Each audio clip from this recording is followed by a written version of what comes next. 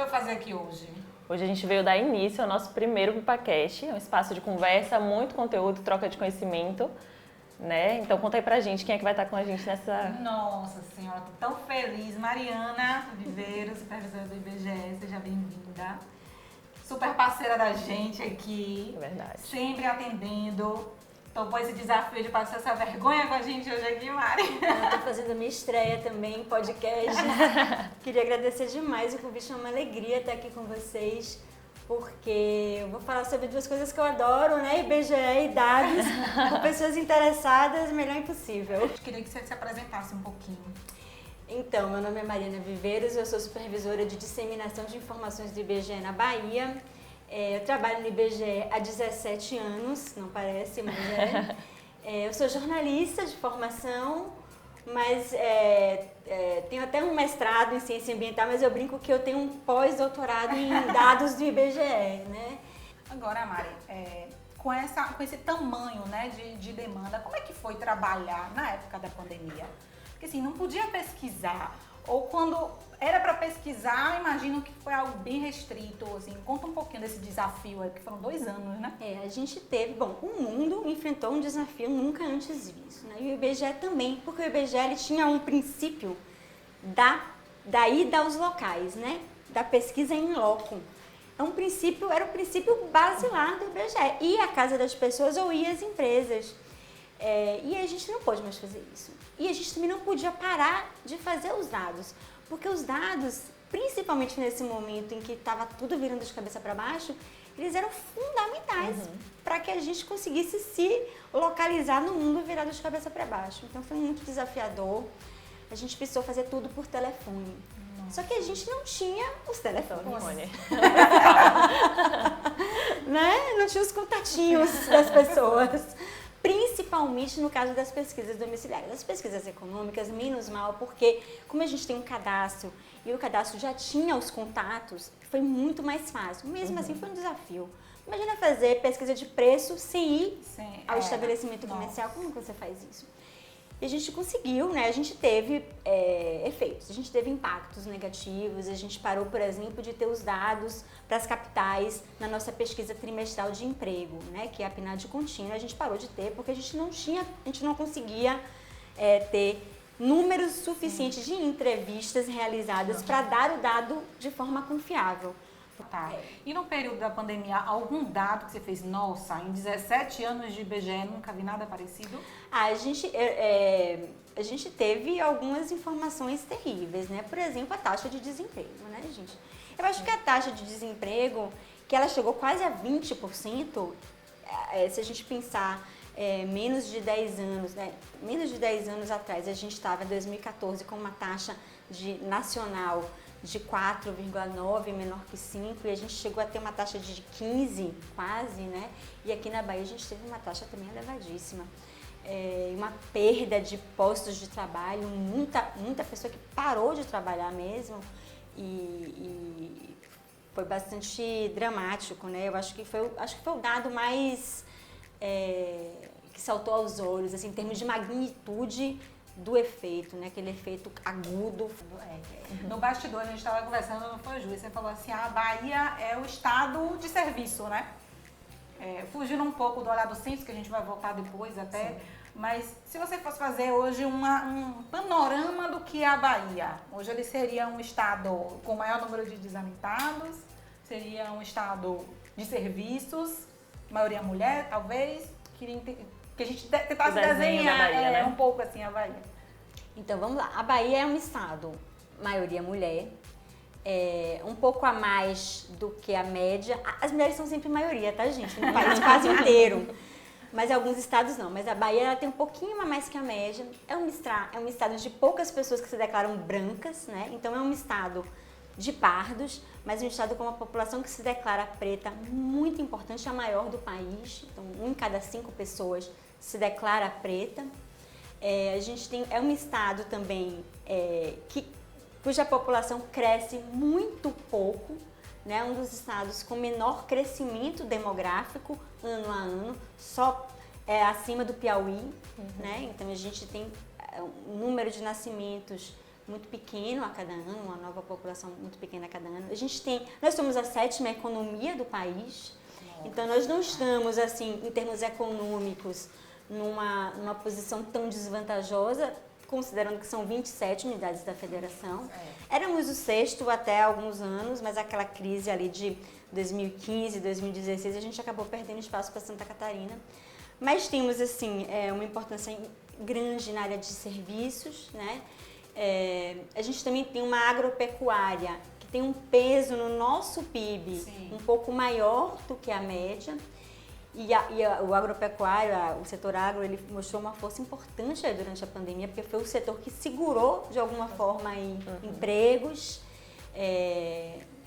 Enfim, foi um bom momento para o agronegócio por conta das commodities, a valorização das commodities levou a muitos investimentos.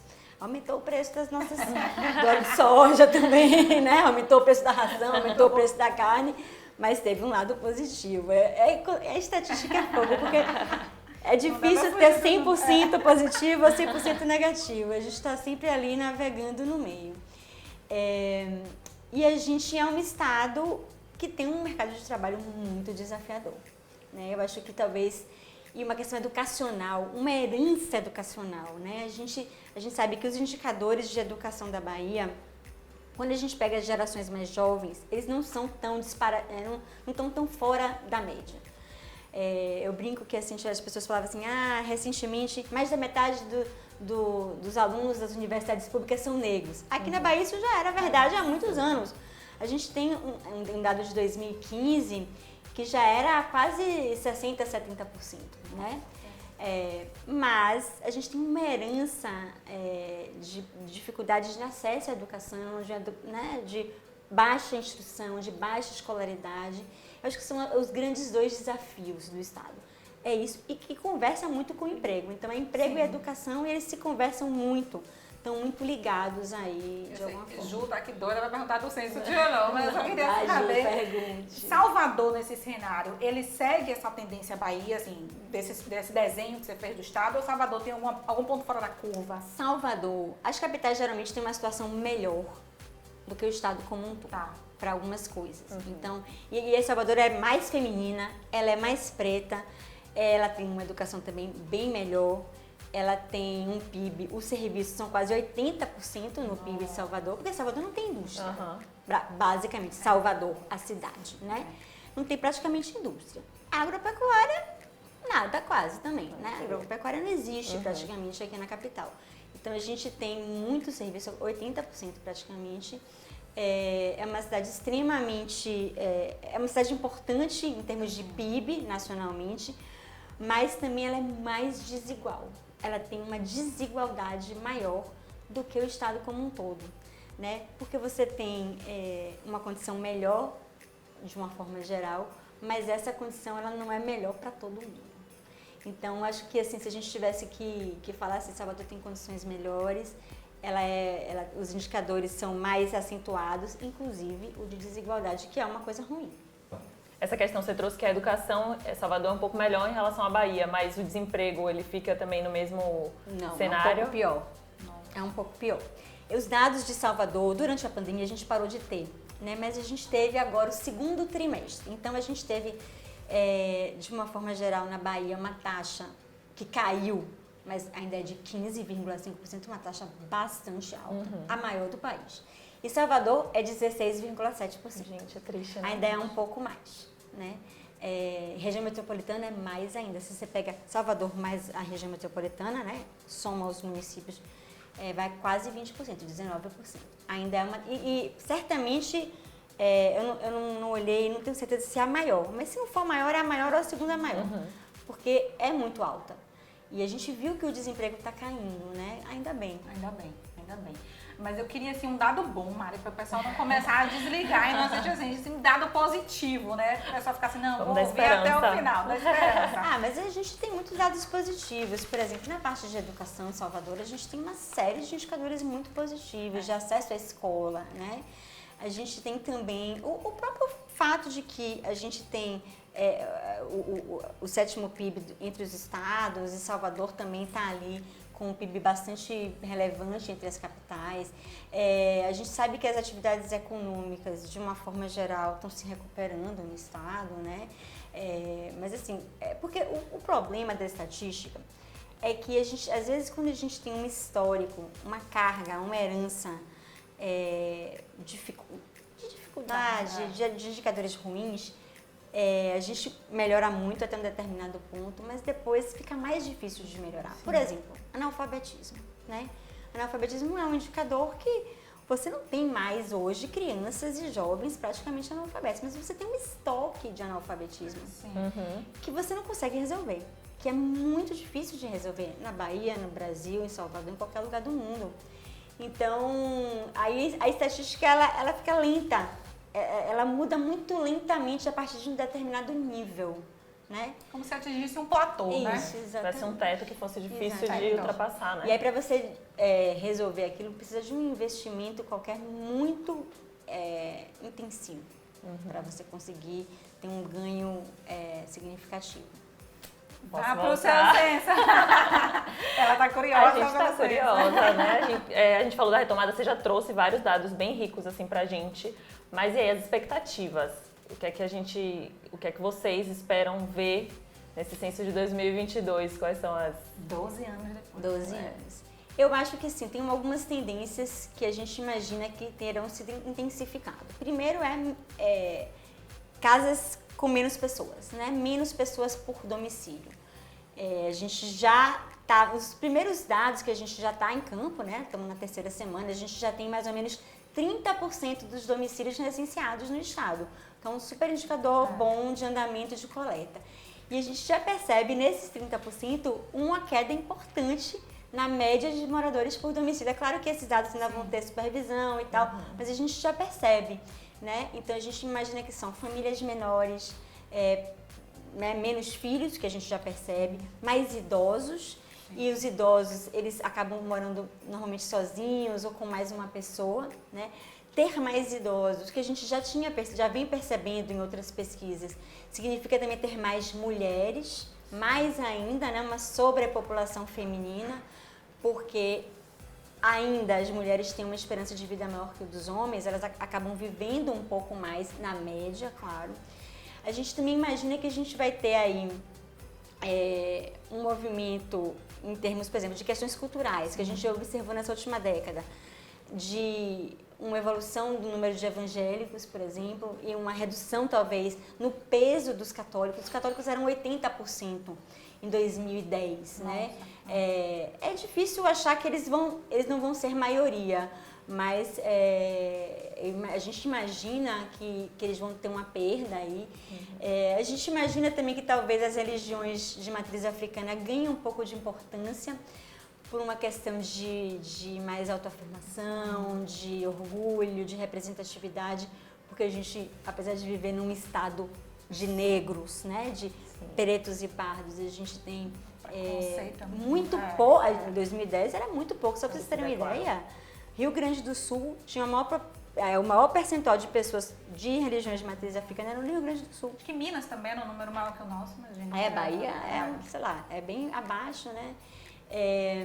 A gente imagina também que vamos ter um pouco menos de jovens e crianças por conta desse processo de envelhecimento das famílias, das pessoas, e também melhoras na área de educação, né?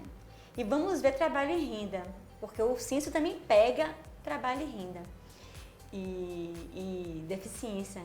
Porque se você tem pessoas mais idosas, as pessoas nem sempre fazem essa ligação tão direta, né? Porque a deficiência não é necessariamente de nascença. Uma maior ocorrência de deficiências quaisquer, auditiva, visual, de locomoção, principalmente, está muito relacionada ao envelhecimento da população. São adquiridas, né? São adquiridas. Eu tenho duas curiosidades, Mari, assim, em relação aos idosos. De 2000 para 2010, a gente viu um crescimento de quase o dobro de idosos, avós ou bisavós, coabitando com seus netos ou bisnetos, né? A pandemia, ela meio que deu uma parada nisso, né? Por conta, enfim, do processo de transmissão, da doença, os idosos ficaram mais isolados. Se espera que nesse censo esse número se reduza da coabitação entre entre essas famílias multigeracionais, podemos chamar assim, talvez? Eu acho difícil a gente ter uma mudança nessa tendência da coabitação. Acho que a pandemia ela foi um fator agudo e pontual, né? Mas existem tendências demográficas mais de longo prazo em que quando você começa a ter um envelhecimento da população e você tem momentos em que você não tem um desenvolvimento econômico tão dinâmico, em que você ainda tem alguns desafios, a tendência das gerações coabitarem, ela se aumenta. Isso se verifica no mundo, né? Não só no Brasil. Então você tem o idoso que tem uma aposentadoria e às vezes ele tem um filho que tem um filho, né? E tem o neto e o filho, que é o pai do neto, não consegue ainda ter uma autonomia financeira. E os cuidados com os idosos necessitam de cuidados. Nem todos os idosos têm uma condição financeira que possibilita que eles paguem os cuidados. Então, essa questão das famílias intergeracionais pode até ser que não aumente no ritmo que aumentou de 2000 para 2010. Pode ser que tenha um efeito pandemia aí que a gente vai perceber. Mas assim, na tendência dela, mais de médio e longo prazo, é que elas tenham um certo aumento, né? As pessoas vivem mais e elas acabam convivendo mais com as gerações anteriores, né? Então isso é uma situação em que a economia mundial não está assim super positiva, em que antigamente, né, se falava que os filhos acabavam sempre ganhando mais que os pais. Assim, hoje, já há algum tempo, isso não é necessariamente verdade. Então, acaba sendo necessária, desejável e necessária essa convivência. Na verdade, eu vou retomar para 2022, mais para as pesquisas prévias, né, que aconteceram. E aí a gente teve acesso ao dado de Amaralina, um bairro pré-censo, né? O pré-censo, um teste, né, que a gente fez. E aí eu queria que você contasse um pouquinho esse pré-censo, como foi feita a escolha do bairro, o que vocês conseguiram extrair de informações dessa pesquisa. Esse pré-censo foi um lado bom da pandemia, né? Porque como a gente ficou 2 anos ali preparando o censo, vai, não vai, a gente teve um tempo para fazer esses testes em todo o país. O IBGE sempre faz um censo piloto, né? Tem que fazer. Mas a gente conseguiu fazer um em cada lugar do país. E aqui a gente escolheu o bairro de Amaralina porque a gente precisava de um bairro relativamente pequeno, que não tivesse muitos desafios de coleta. A gente imaginava que não tinha desafios de coleta. Mas não tinha área de favela, não tinha área de dificuldade de acesso, pequenos, poucos domicílios. E lá fomos nós para Amaralina. E aí a gente descobriu um bairro envelhecido, né? Muito envelhecido, com pouquíssimas... Acho que a Amaralina virou meio que um símbolozinho do que talvez a gente encontre, né? Mais intensamente na capital, inclusive, que é um bairro envelhecido, pouquíssimas pessoas por domicílio e muitas mulheres, que tem tudo a ver. É um perfil que uma informação se conversa com a outra, uma característica se conversa com a outra.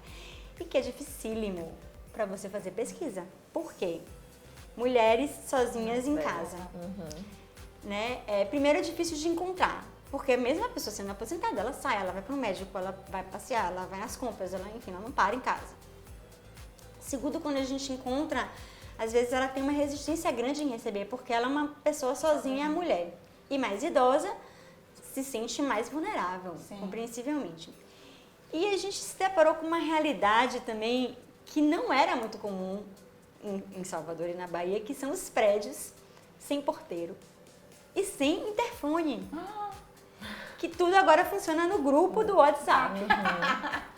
Só que se você é um pesquisador de fora que chega para entrar no prédio, então a gente brinca que a gente fazia tocaias, né? Ficava na porta lá esperando até chegar um morador, que a gente fala assim, pelo amor de Deus, faça uma ponte com o resto dos moradores do prédio para a gente poder fazer o questionário.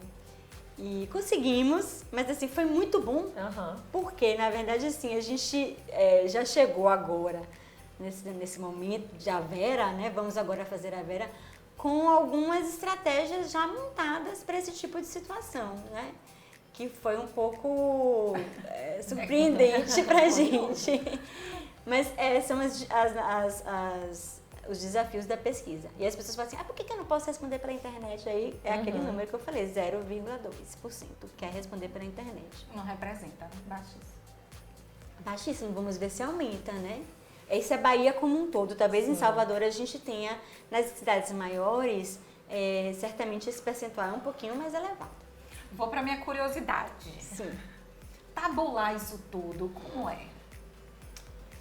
É um trabalho pesado, né? Todos os dados são transmitidos para servidores no Rio de Janeiro e tabulados lá. Então a gente tem equipes, né, de estatísticos, de economistas, muitos estatísticos, né?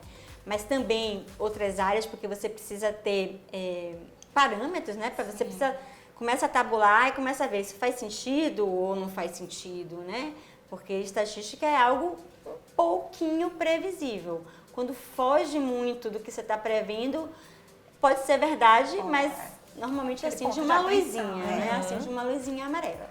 Então a gente tem muitas pessoas trabalhando nessas tabulações e nessa análise dos dados. A gente fala que é a parte de análise, né? Não é de escrever análise, mas de olhar para os dados e ver se eles estão fazendo sentido.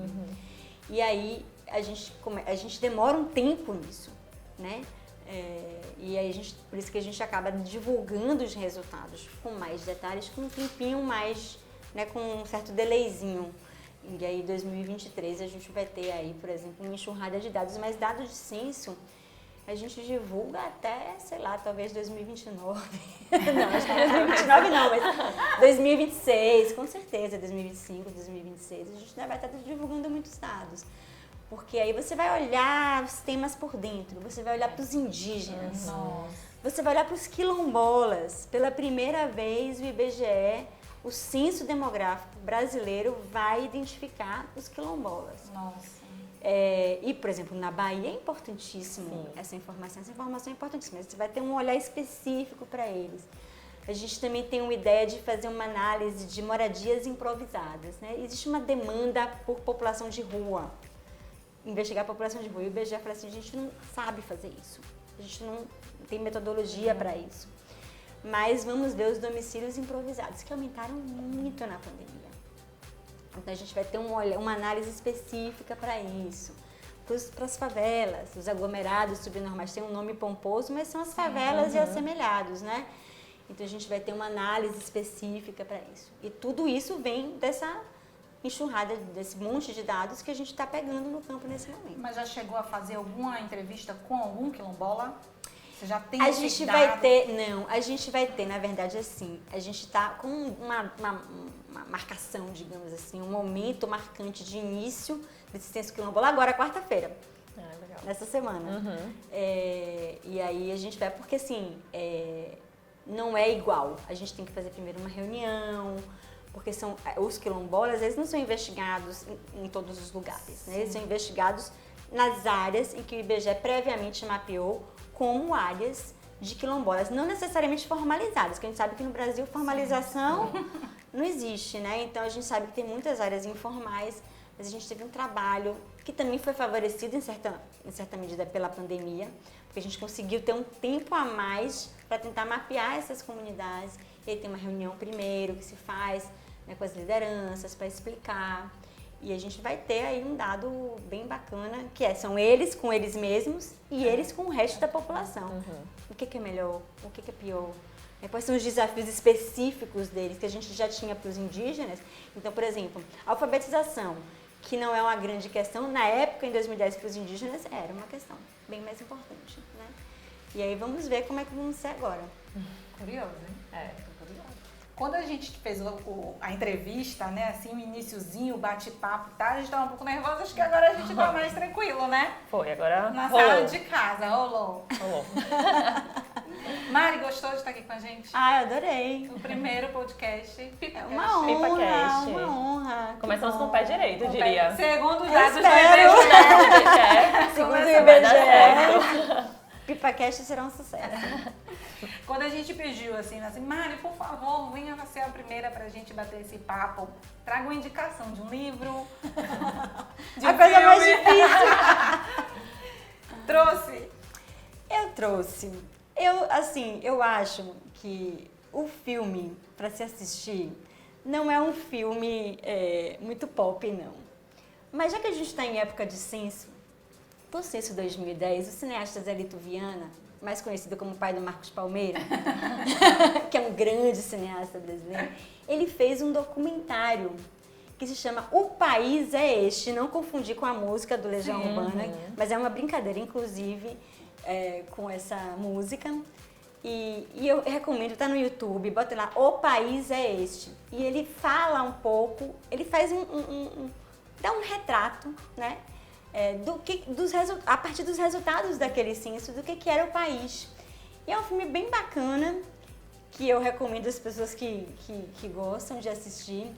E eu acho que tem uma série também na Netflix, que eu acho bem bacana, que se chama, eu vou olhar minha cola, A Era dos Dados. A Era dos Dados.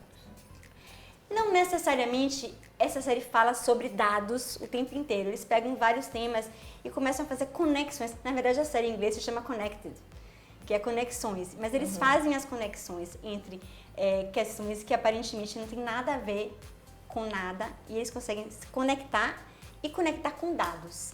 Então, eu acho bem bacana. É uma série de um jornalista científico, então ela tem uma linguagem jovem, engraçada. Eu recomendo bastante. E livro, não vou falar como mentir com números, mas eu comentei com vocês esse livro de um cientista de dados, professor universitário canadense, que chama... Eu anotei. Qual foi? Os números não mentem? Os números não mentem. Os números não mentem, do Václav Smil. Eu anotei. Esse livro, eu li ele é bem bacana porque são textos curtinhos sobre grandes tendências mundiais. Aí você vai ver que o envelhecimento é uma tendência mundial e por que isso está acontecendo e como os dados mostram isso acontecendo. Os preços aumentando também, infelizmente, é uma tendência mundial e os dados e por que isso acontece. Então ele tenta explicar de uma forma bem... você fica com aquelas notas de rodapé imensas, né? De uma forma... bem tranquila, os grandes fenômenos estatísticos que acontecem hoje. A gente às vezes pensa que algo está acontecendo só no Brasil, ou só na Bahia, ou só na nossa vizinhança, mas na verdade tem uma ressonância aí mundial. Né? E eu recomendo também ouvirem uma música. Tá vendo? É difícil trazer da música. Porque existe uma música chamada Recenseamento. Não sei se vocês conhecem essa música. Não, pelo nome não. É uma música... E não envelheceu muito bem, não. Mas eu recomendo, porque Carmen Miranda cantando é sempre uma coisa bacana, histórica. É uma música de Assis Valente, que fala sobre o censo de 1940. Nossa. É uma música bem antiga, é um sambinha, ela cantando. Tem um valor histórico, só de ouvir aquela vozinha dela é uma coisa bacana. Mas assim, aí ela pinta o agente recenseador como um horror. Ela faz o agente recenseador esmiuçou a minha vida, que foi um horror. E é engraçado como, nessa missão que você me passou, que não é muito a minha cara, mas eu fui ver vários filmes, eu busquei lá filmes, recenseamento, e todos os filmes que eu vi me pareceram filmes terríveis. Filmes em que os recenseadores entram em comunidades fechadas, filmes de terror. Então tem um que é The Census Taker, são filmes Bs, né? Mas se as pessoas derem uma busca, elas vão ver lá como tem essa figura, mas tem uma mitologia em torno do recenseador, que é esse ser estranho que vai entrar na vida das pessoas para esmiuçar a vida das pessoas, o que as pessoas não querem muito, né? Então, assim, é um pouco parecido com os nossos dias de hoje, mas o agente recenseador não esmiuça a vida de ninguém, né? Ele vai fazer perguntas e traçar esse retrato muito importante para o nosso país, para a gente poder, né, um GPS para nos guiar pelos próximos anos. Mas ouçam um recenseamento, é bonitinho. É um sambinha. Procurar para ver se dá até para encerrar esse PipaCast de hoje. É verdade. Mari, obrigada. Eu que agradeço, Te gente. agradecer Foi um por prazer. ter dado esse primeiro passo junto com a gente, né? Reforçando mais ainda a nossa parceria com você e com o IBGE. Acho que fica aí o agradecimento. Bora brindar água? Bora. Vida A longa ao nossa- PipaCast. Ai, tem que beber. Para você que nos acompanhou até aqui, o nosso muito obrigada. Segue a gente no Instagram, @pipapesquisas, e fica ligado aqui no canal que vai ter muito mais conteúdo na próxima edição.